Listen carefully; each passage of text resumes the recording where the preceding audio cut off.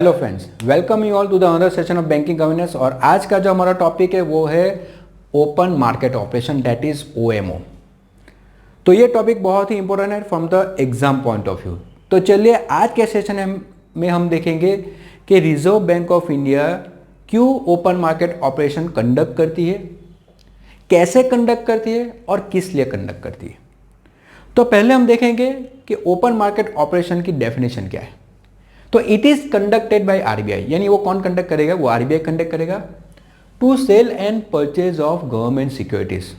यानी यहां जो आरबीआई है वो गवर्नमेंट सिक्योरिटीज को बाय करेगा, खरीदेगा या फिर बेचेगा या फिर वो सेल करेगा। तो ये जो गवर्नमेंट सिक्योरिटीज है वो किसकी सिक्योरिटीज है, तो पहले हमारे माइंड में क्लियर होना चाहिए कि what do you mean by government securities.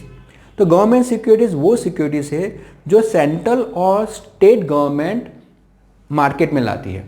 यानी कई बार हमने पेपर में पढ़ा होगा कि गवर्नमेंट के बॉन्ड है 7.75% का, या तो फिर गवर्नमेंट के बॉन्ड है 6.65% का। तो ये जो बॉन्ड आते हैं गवर्नमेंट के, जो गारंटेड रिटर्न देता है इन्वेस्टर को, तो उसको हम बोलेंगे that is known as government securities. और वो कई फॉर्म में आ सकते हैं, that is either in the form of bond, वो बॉन्ड के फॉर्म में आ सकते हैं, वो ट्रेजरी बिल्स के फॉर्म में भी आ सकते हैं, या तो फिर वो गोल्ड बॉन्ड के फॉर्म में भी आ सकते हैं, जहां एक फिक्स रिटर्न हमें मिलता है, फिक्स और गारंटेड रिटर्न मिलता है इन्वेस्टर को। तो ये होगा हमारा गवर्नमेंट सिक्योरिटीज। लेकिन ये क्यों करता है, to regulate the money supply in the economy. यानी इकोनॉमी में जब भी कोई भी क्राइसिस आती है तो वहां मनी को रेगुलेट करने के लिए, यानी पैसे को रेगुलेट करने के लिए आरबीआई जो है ओपन मार्केट ऑपरेशन कंडक्ट करती है। तो पहले कि इसमें कि ये open market operation RBI conduct करती है, लेकिन किसकी हेल्प से वो करेगी, तो वो कैरी आउट करेगी किसकी हेल्प से, that is with the help of commercial banks. तो वो कॉमर्शियल बैंक्स की हेल्प से ये ऑपरेशन कंडक्ट करती है। और इसमें कौन कौन पार्टिसिपेट करता है, तो फर्स्ट ऑफ ऑल यहाँ जो आरबीआई जो डील करेगा वो डायरेक्टली बैंक से ही डील करता है, वो पब्लिक से डील नहीं करता है। ये आप ध्यान में रखिए कि ओपन मार्केट ऑपरेशन जो भी डील होता है वो किसके बीच में होता है, that is between reserve Bank of India and commercial bank. तो यहाँ इन्वेस्टर कैसे पार्टिसिपेट करेंगे तो वो हम बाद में देखते हैं, बट पहले हम देख लेते हैं कि इसमें कौन कौन पार्टिसिपेट कर सकता है ओपन मार्केट ऑपरेशन में।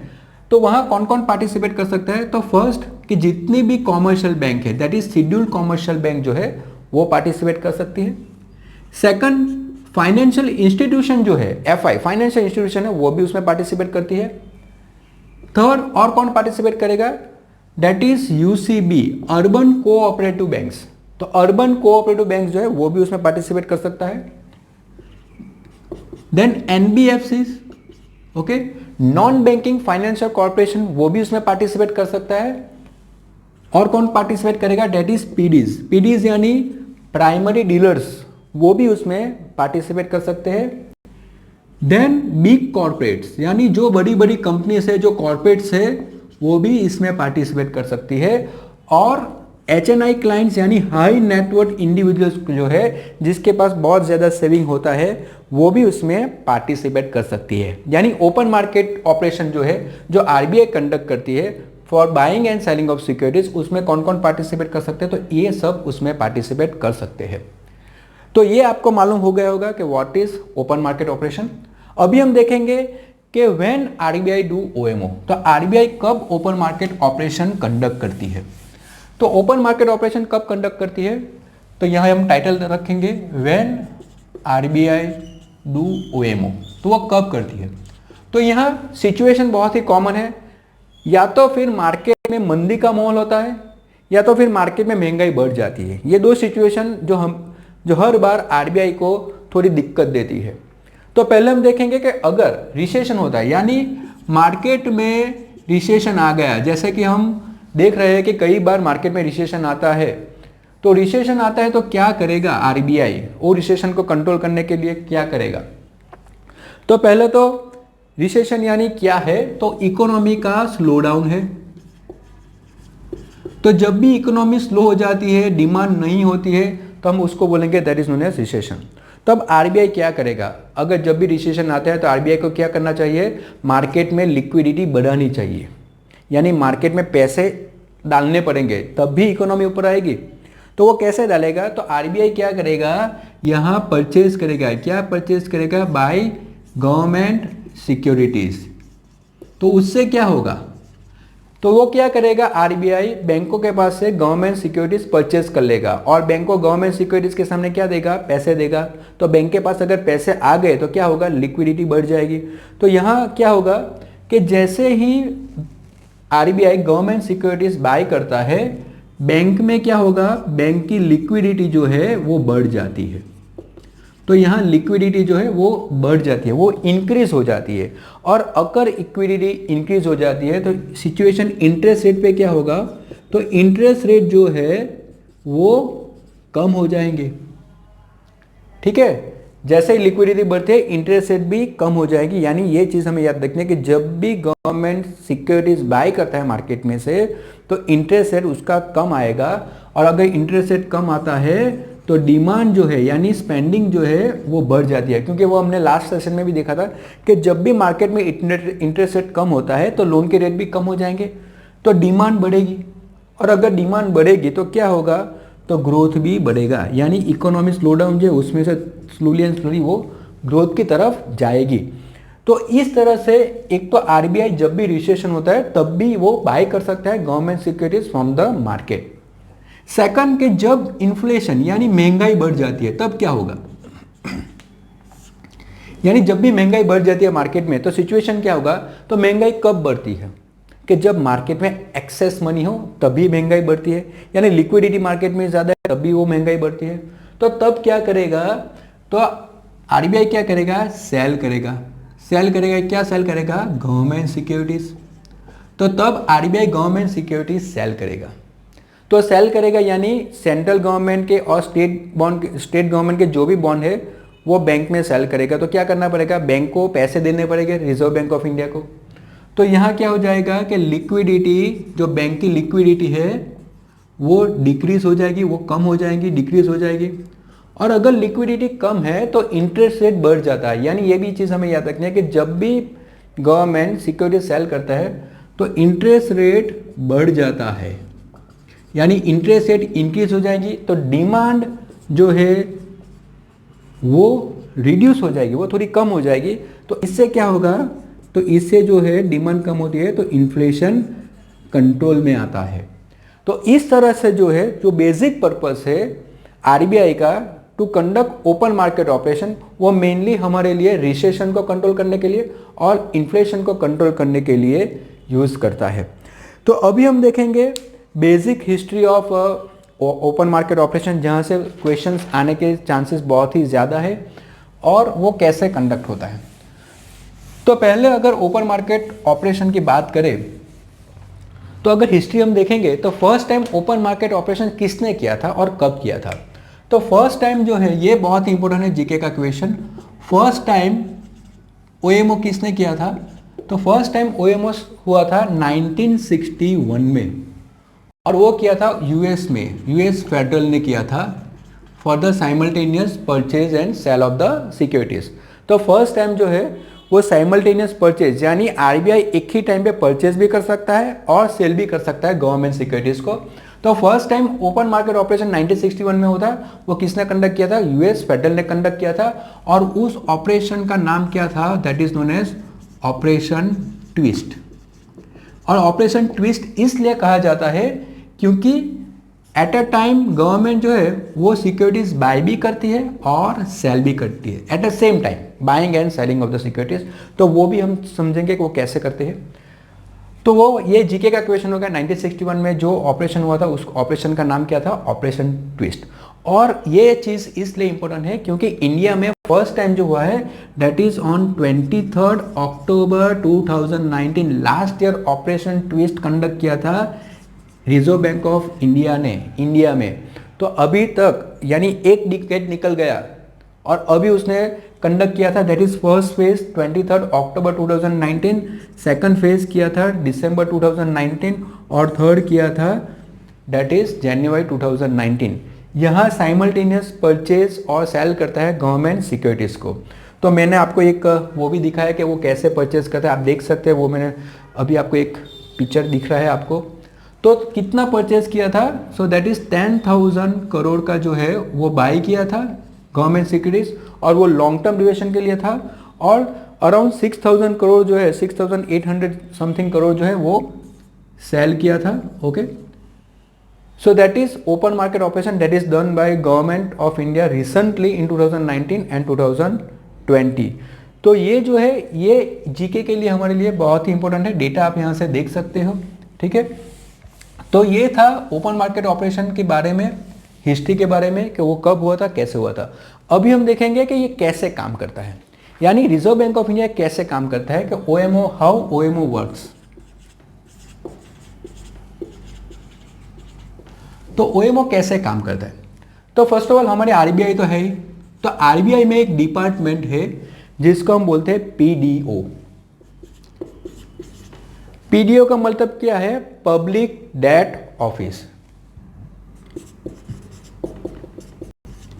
तो ये भी चीज आप याद रखिए, public debt office that is a department PDO. वो क्या है, वो डिपार्टमेंट क्या करती है? तो वो है कस्टोडियन है एंड रजिस्ट्रार है। वो कस्टोडियन और रजिस्ट्रार किसका है? For all government securities. For all government securities का कस्टोडियन रजिस्ट्रार कौन है? तो पीडीओ है। तो ये हम समझ लेते हैं। जैसे कि हमारे पास पैसे होते हैं तो हम कहाँ रखते हैं? हमारे लॉकर में रखते हैं, घर के लॉकर में रखते हैं, तो वो हमारा सेफ्टी वॉल्ट हो गया। ठीक है, उसी तरह हमारे शेयर्स कहाँ पे रहते हैं? हमारे शेयर्स किस में रहते हैं? डीमेट में रहते हैं, लेकिन हमारा डीमेट किस में होता है? सीडीएसएल में होता है या फिर एनएसडीएल में होता है। तो वो हमारा सेफ्टी वॉल्ट है जहां हमारे शेयर्स रहते हैं, बॉन्ड्स रहते हैं। उसी तरह यहाँ पे जो है, जो गवर्नमेंट सिक्योरिटीज का जो वॉल्ट है, यानी सेफ्टी जो वॉल्ट है, वो क्या है? Debt is PDO, public debt office, जहां सभी बैंक्स, कॉमर्शियल बैंक्स ले लो, फाइनेंस इंस्टीट्यूशंस ले लो, उसका जो डिपॉजिट किस में रहेगा? गवर्नमेंट सिक्योरिटीज की डिपॉजिट किस में रहेगी? तो कस्टडी ये इसमें रहेगी। ठीक है, तो ये हमें समझना चाहिए कि ये क्या है? दैट इज अ वॉल्ट और डीमेट फॉर गवर्नमेंट सिक्योरिटीज। और अभी जो पार्टिसिपेटरी बॉडी है, तो हमने स्टार्टिंग में देखा था कि आरबीआई किससे डील करेगा? तो वो अपने सिलेक्टेड बैंक से ही डील करेगा। तो यहाँ आरबीआई किससे डील करता है? तो वो सिलेक्टेड एंटिटीज है उससे ही डील करता है। और वो सिलेक्टेड एंटिटीज कौन आएगी? तो वो तो एक तो बैंक जो सिलेक्टेड एंटिटीज में आएगी, दूसरी कौन आएगी? PDs, that is primary dealers आ जाएगी, अर्बन कोऑपरेटिव बैंक्स और नॉन बैंकिंग फाइनेंशियल कॉर्पोरेशन। तो ये जो चार है, तो आरबीआई डायरेक्टली किससे डील करेगी? बैंक, पीडीज, यूसीबी और एनबीएफसी से डील करेगी। वो डायरेक्टली जो है पब्लिक से डील नहीं करती है। लेकिन वो डील कैसे करेगी? तो ये सब जो एंटिटी है उनको एक अकाउंट ओपन करवाना पड़ेगा कि इसमें आरबीआई का, और वो अकाउंट का नाम क्या है? तो वो अकाउंट का नाम है एससीबी। ओके, तो उस अकाउंट का नाम क्या है? SCB, that is subsidiary general ledger, sorry SGL है वो, सब्सिडरी जनरल लेजर अकाउंट। तो ये ऐसा अकाउंट है कि जहां आरबीआई डील करता है bank, PDs, UCB, NBFCs for buying and selling of securities. तो यहां से पैसे डाल सकते हैं, पैसे ले सकता है। जैसे कि हमारा सेविंग अकाउंट है, वैसे ये अकाउंट जो है वो आरबीआई के पास मेंटेन रहता है इन सभी का, जिससे वहां ट्रांजैक्शन हो सकता है फॉर ओपन मार्केट ऑपरेशन। तो अभी हमने देखा कि तो फिर हाई नेटवर्क इंडिविजुअल्स, कॉर्पोरेट कैसे पार्टिसिपेट करेंगे? तो उनका क्या होगा कि वो लोग कहाँ अकाउंट ओपन कराएंगे? ये बैंक में अकाउंट ओपन करेंगे। यानी जो भी अदर क्लाइंट्स है, जैसे कि हमने बात की कॉर्पोरेट से, तो कॉर्पोरेट से डायरेक्टली आरबीआई डील नहीं करेगा। सिमिलरली अगर हम बात करते हैं इंडिविजुअल्स की, जो हाई नेटवर्थ इंडिविजुअल्स है, ओके, एचएनआई जिसको हम बोलते हैं, तो वो भी डायरेक्टली आरबीआई से डील नहीं कर सकता है। तो ये कैसे पार्टिसिपेट करेगा गवर्नमेंट सिक्योरिटीज में? इसमें ट्रस्ट भी आ सकता है। तो कैसे पार्टिसिपेट करेगा? तो इनको एक अकाउंट ओपन कराना पड़ेगा। किस में अकाउंट ओपन कराना पड़ेगा? बैंक में। और वो अकाउंट का नाम क्या है? तो वो अकाउंट का नाम है CSGL। ओके, तो वो अकाउंट का नाम है CSGL, और उस अकाउंट को हम गिल्ट यानी फॉर गिल्ट अकाउंट भी बोल सकते हैं, that is government securities account. और ये जो है इसका जो फुल फॉर्म है CSGL का फुल फॉर्म है constituents subsidiary okay general ledger. तो कॉन्स्टिट्यूएंट सब्सिडरी जनरल लेजर का अकाउंट बैंक में ओपन करवाते हैं, जिसको हम gilt account government securities account में बोल सकते हैं। तो यहाँ क्या होगा कि यहाँ बैंक जो है वो वर्क करेगी as a registrar and custodian for this corporates individuals and trust. यानी जिस तरह से RBI का PDO डिपार्टमेंट कस्टोडियन और रजिस्टर की तरह काम करता है फॉर डीलिंग विद बैंक, उसी तरह ये जो बैंक है ये काम करेगी as a custodian register for this corporates individuals and trust. तो इस तरह से ये काम होता है। तो इस तरह ये सभी जो है वो पार्टिसिपेट करते हैं for the buying and selling of security. तो पूरा जो सिस्टम जो है वो इस तरह से चलता है। और government securities buying and selling compulsory किसके फॉर्म में रहेगा, वो डीमेट के फॉर्म में ही रहेगा, यानी ऑनलाइन फॉर्म में ही रहेगा। वो फिजिकल डॉक्यूमेंट कंसिडर नहीं करता है फॉर ओपन मार्केट ऑपरेशन। तो ये चीज़ भी हमें ध्यान में रखनी है। तो इस तरह से जो है ये पूरा वर्क होता है ओपन मार्केट ऑपरेशन। नाउ ये ओपन मार्केट ऑपरेशन में हम ये देखेंगे कि गवर्नमेंट कैसे ये बॉन्ड इश्यू करती है।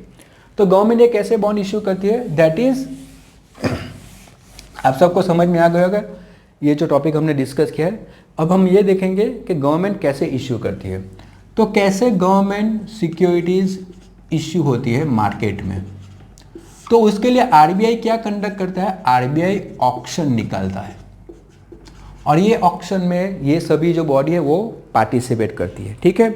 और ये जो बहुत इंपॉर्टेंट क्वेश्चन जीके का जो है कि ये जो ऑक्शन जो होता है उसका एक ऑनलाइन प्लेटफॉर्म होता है, RBI का ऑनलाइन प्लेटफॉर्म, जहाँ पे ये जो है बाइंग और सेलिंग होती है। और वो ऑनलाइन प्लेटफॉर्म का नाम क्या है, तो वो है ई-कुबेर।